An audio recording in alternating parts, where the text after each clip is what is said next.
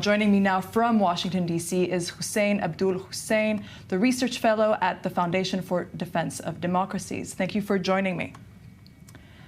Thanks for having me on.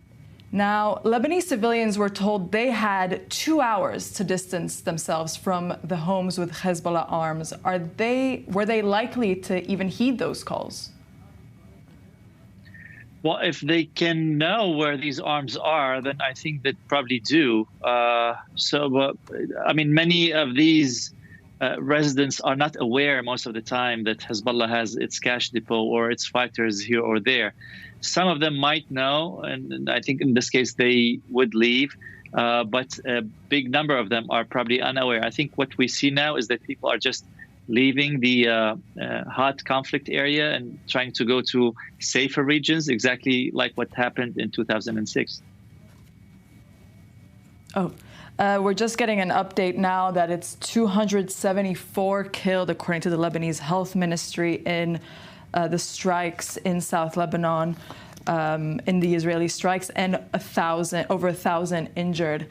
Hussain, if there is a major escalation, as we're starting to see today, between Hezbollah and Israel, would the Lebanese army be likely to join in on the fight? What's your take?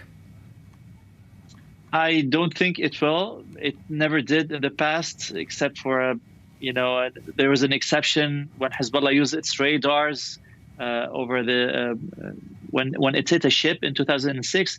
That's the only exception over the past 30 years. The Lebanese army never joined any of these conflicts. It always took a neutral position. I expect them to continue to do this in this war too. And meanwhile, it looks like Iran is watching from the sidelines. Do you think they want this war? Do they want it now?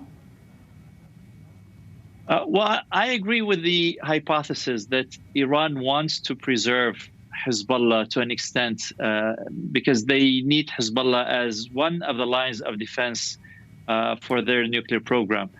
At the same time, Hezbollah seems to have climbed a tree and doesn't know how to climb down, even though it got many opportunities. The major mistake that Nasrallah committed was that he insisted on tying his war on Israel with the Gaza war. And he said, we will only stop our war if the war in Gaza stops. And I think this what has been hampering all the diplomacy for an unconditional ceasefire. On Thursday, Nasrallah renewed his commitment, saying that we will not untie from Gaza. Now, this is the question.